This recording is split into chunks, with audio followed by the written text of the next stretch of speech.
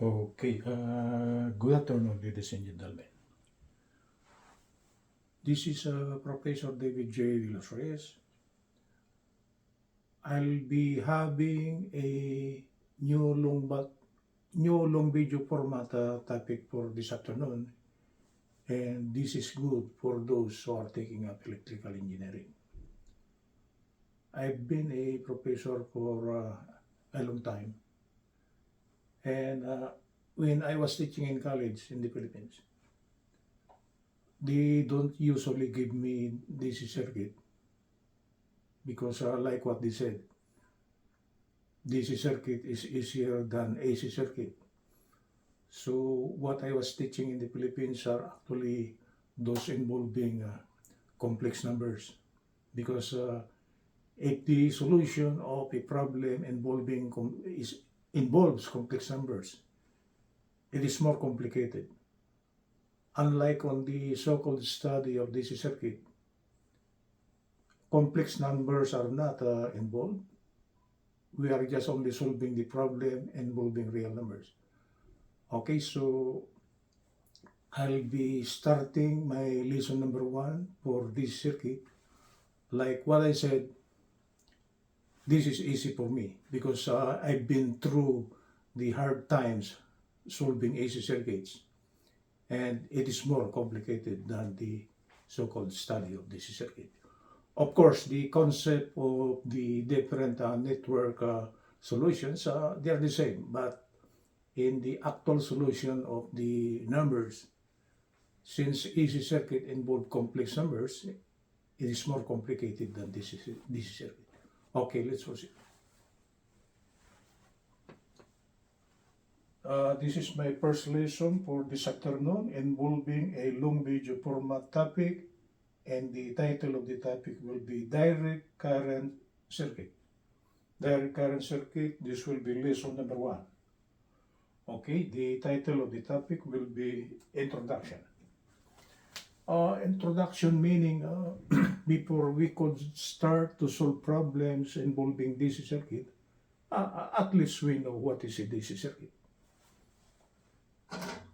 Okay, so I place under my topic here, we should know the definition of terms under the study of the DC circuit, because it's not good that if we are solving a problem, we don't even know what's the meaning of voltage, what's the meaning of resistance, or what's the meaning of the current.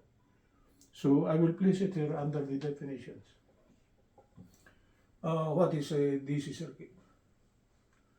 If we try to define a DC circuit, because there are only 2 types of circuit in the study of electrical engineering, it is the so-called DC circuit and AC circuit.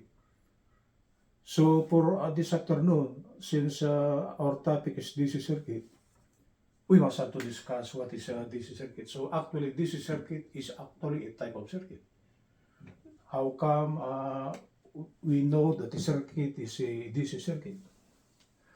There are only 2 parameters which will identify a circuit if it is a DC circuit. And there is the so-called load. What will be the load of that circuit? Because from the naming of the load, okay, we will be able to determine what kind of circuit is that one. And number 2, it's the voltage source. So for a given circuit, if we are specified the voltage source and the type of load we are given, we could determine if that circuit is a DC circuit or AC circuit. So for a DC circuit, the load should be resistances. Okay? They are pure resistances, and in real life, pure resistance loads are actually the so-called lighting loads. Okay? So if the load of the circuit is just a lighting load and the voltage source is a battery, it's a battery. Do I have a battery over here? Oh, I got the battery, hold on.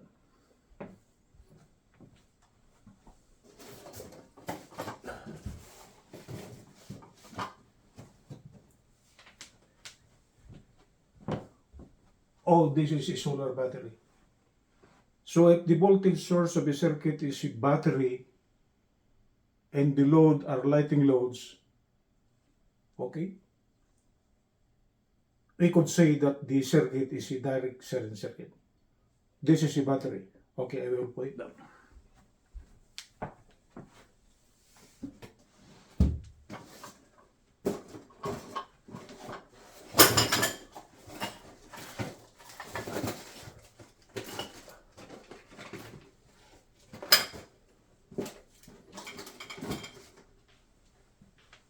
Sorry for that one. I brought back my battery down. So the parameters which involve a direct current circuit is the type of load and the voltage source. Like what I said, if the load are all lighting loads, and if the voltage source is a battery, okay, we could say that the circuit is a direct current circuit. Okay, DC circuit. Oh, those are only the so-called definitions needed for us to identify if a given circuit is a direct current circuit. Okay? Supposing you got the, what you call this, a battery, and the load is a motor load. Oh, we could not say that the circuit is actually, it could be a DC circuit, but since the motor comprises of an inductance, and a resistance. This is for motor. Okay? Due to this is inductance, this is resistance. For a DC circuit, this inductance here should be 0. Okay, and this resistance here should be available. Okay? So for us to be exact, if it is actually DC circuit, the load should be a pure lighting load. Okay? So this could either be bulb number 1, bulb number 2, bulb number 3, all connected in series. Okay? Connected to a battery, okay, in which the terminals are actually designated by a plus and minus. Okay? So we are discounting, what do you call this, we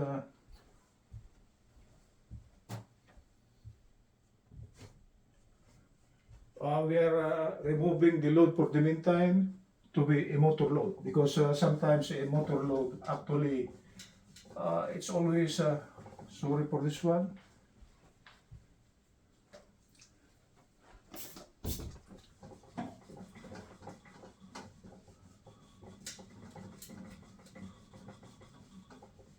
Okay, we just concentrate for the meantime that the loads are all lighting loads. Okay, so if the loads are all lighting loads and the voltage source is a pure battery, we could say that the circuit is a direct current circuit. Okay, let's try to bring out the formulas needed under the study of DC circuit. Oh, this is similar to some of the concepts we study under physics, because physics and electricity are actually related. Actually, these formulas emanated from physics, but we use this under the study of direct current circuit and the study of electrical engineering.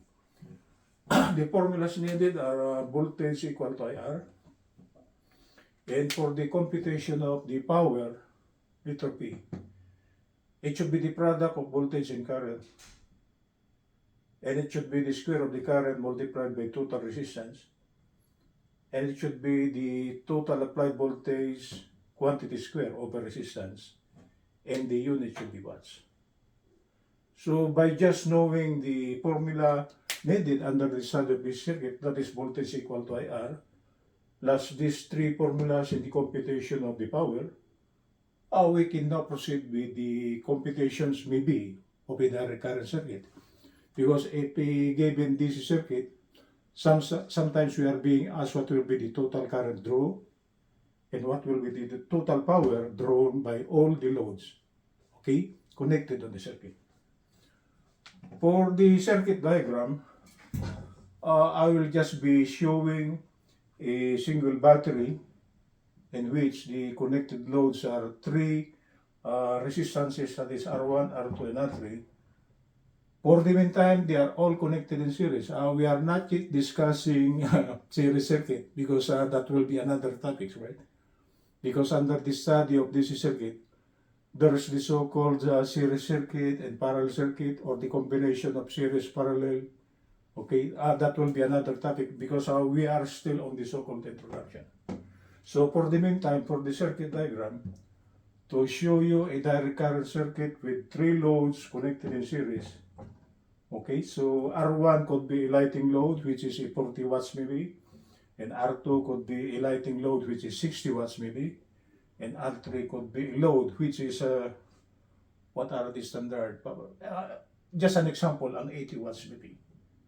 So, since the loads are all resistances or all lighting loads, and the voltage source is battery, okay, we are on the topic direct current circuit. Okay, for the legend, at least I give you the formulas, and there should be some legends about it. For capital letter B, it should be the applied voltage here, and the unit will be volts. For the current, it should be, if we got three loads connected in series, connected to a battery, whether we like it or not, there will be a current drawn, and that current drawn is designated by capital letter I. Current drawn, the unit will be amperes. The specification of the loads is actually designated by R. So, for a circuit to be a direct current circuit, the loads are all resistances. So, R here represents a load. It could be lighting loads, and the unit is actually ohms. Okay? And for capital letter P, of course, when we connect three loads in series with the battery, there is a current drawn. Okay? Of course, there should be a power drawn. So capital letter P will be the power drawn, and the unit will be watts. Just very careful with this one, because these are just big values, right? But sometimes there is the so-called millivolt. Okay, there's the so-called milliampere. There is the so-called milliohm, and there's the so-called milliwatts. All these milliampere and milliwatts, have you seen your, what do you call this, cell phone charger? This is for cell phone charger. You now know why the current rating or cell phone chargers are in terms of milliamperes and in terms of milliwatts, and sometimes the volts is in terms of millivolts, because cell phone don't actually consume too much power. That's why the notation milli here, milli is 1 times 10 to the minus 3. So if there is a milli here, we are referring to small gadgets as a load. Okay, so these volts here, don't always think that the applied voltage will be volts. There could be volts, maybe millivolts, or if you are taking big power, this should be kilovolt. Higher than that one will be megavolt. Okay, so for the current, instead of milliampere, the greater current will be kiloampere, or they should be megaampere. Okay, and they should be kilo ohm, and they should be mega ohm. That's why what do you call this, our testers here, there's the so-called milliohm range, meaning to say, if we try to put this in the resistance range, the highest voltage that could be measured by this multitester is in the range mega ohms. So any value from 1 ohm to mega ohm, or 10 million ohms, or whatever, it could take it. That's why there is the designation capital letter M here, refers to mega. Mega meaning million. The last one, you've been hearing this one. Instead of watts, there's the milliwatts. For our consumption in our houses, It's not this circuit for our houses, not unless you are using solar, right? Solar battery. It should be kilowatts and there should be the so-called megawatts. So at least you now know the difference of the different, what you call this, designation of our parameters.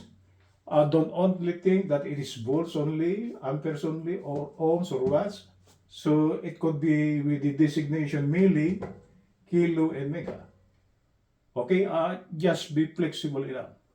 I'm just telling you that this voltage, current, resistance, and power could be these ratings here.